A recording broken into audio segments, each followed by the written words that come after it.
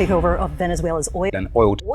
50 million barrels of oil, and I said, yes, we can. It's $4.2 billion.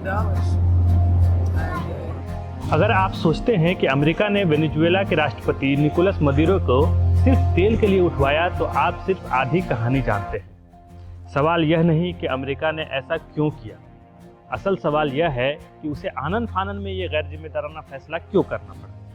और आज के इस वीडियो में हम उन्हीं वजहों की बात करेंगे जिसकी चर्चा मीडिया में लगभग नहीं ही हो रही है। नमस्कार, जोहार, आप देख रहे हैं द रूरल इकोस, जहां हम सुर्खियों के पीछे छुपी असल कहानी को समझने की कोशिश करते हैं। 3 जनवरी 2026 की रात दुनिया को खबर मिलती है कि वेनेजुएला के राष्ट्रपति निकोलस मदुरो को उनके निवास स्थान से गैर कानूनी तरीके से अमेरिका के सो कॉल्ड स्पेशल फोर्सेस के द्वारा उठा लिया जाता है। कुछ लोग ये कहते हुए मिल जाएंगे कि यह तेल की राजनीति है। हाँ, तेल पर कब्जा करना एक वजह है ही, लेकिन सवाल यह है, क्या अमेरिका सिर्फ तेल के लिए इस तरह का कदम उठाएगा? कई सालों से सैंक्शन तो लगा ही हुआ था। जो हमारे दर्शक हैं और अमेरिका के सैंक्शन पैटर्न को समझते हैं, वो जानते होंगे कि आज ईरान में इन्हीं सैंक्शन की वजह से क्या स्थिति हो गई। उस पर भी हम वीडियो लेकर आएंगे कि ईरान ने गृह युद्ध जैसे स्थिति को कैसे शांत किया, और जो लोग लोकतंत्र के लाने के पक्ष में हैं, उसके पीछे अमेरिका और इजराइल की मंशा को समझते हैं या नहीं समझते हैं। लेकिन हम आपका ध्यान एक ऐसे विषय की तरफ खींचना चाहते हैं जिससे अमेरिका को ज़्यादा खतरा हो। असल डर था जिससे मदुरो को उठवाया भी, जिसमें वेनेजुएला में एक चल रहा समाजवादी प्रयोग, एक ऐसा मॉडल जो यह साबित कर रहा था कि अमेरिका के इस सैंक्शन से कैसे निपटा जा सकता है और उस मोनोपोली को कैसे तोड़ी जा सकती है। एक समाज जो खुद से बहुत ही कारगर तरीके से सस्टेन कर सकती है, ये मॉडल पेश कर रहे हैं, और इस मॉडल का नाम है कम्यून। इस मॉडल को समझने के लिए हमें थोड़ा पीछे जाना पड़ेगा, जब ह्यूगो की सरकार आई थी 1999 में, एक बहुत बड़ी क्रांति के बाद, जिसे बोल्गेरियन क्रांति कहा गया। 2006 में ह्यूगो चावेज सरकार कम्युनल काउंसिलिंग लेकर आती है। यहीं से कम्यून मॉडल की नींव पड़ती है। ये सिर्फ नींव है। अब इसको आसान भाषा में समझते हैं कि असल में कम्यून है क्या। कम्यून कोई एनजीओ नहीं है, कोई सरकारी स्कीम भी नहीं है। कम्यून मतलब लोग खुद तय करते हैं कि पैसा कैसे खर्च होगा, खाना कहाँ से आएगा, काम कैसे बटेगा। कम्यून ने धीरे धीरे अपनी एक काम करने की प्रणाली विकसित कर ली। कम्यूनल संसद, कम्यूनल बैंक, शिक्षा, स्वास्थ्य और उत्पादन की समितियां। लेकिन सबसे जरूरी चीज है सभा। सभा में हर इंसान बोल सकता है, हर इंसान वोट कर सकता है।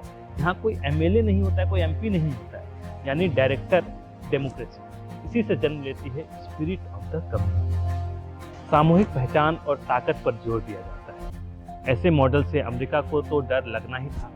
वेनेजुएला सालों से प्रतिबंधों में, फिर भी कम्यून ने खाना पैदा किया, लोकल इकोनॉमी चलाई, महामारी में लोगों की मदद करके खुद को साबित कर चुके हैं। अब कम्यून को, यानी लोगों ने राज्य के बिना सिस्टम खड़ा कर लिया। इस सोच की जड़ें जाती है 1989 के काराकाजो विद्रोह। बोलीविया में पानी और गैस के निजीकरण के खिलाफ संघर्षों ने भी नए नेताओं को भी जन्म दिया।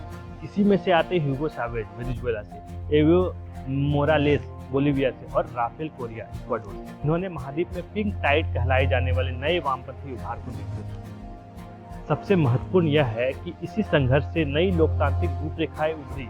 स्थानीय सहभागी, ये कम्यून वाला, प्रत्यक्ष और सामुदायिक, जो पुराने भ्रष्ट लोकतंत्र के ढांचे से बिल्कुल भिन्न थी।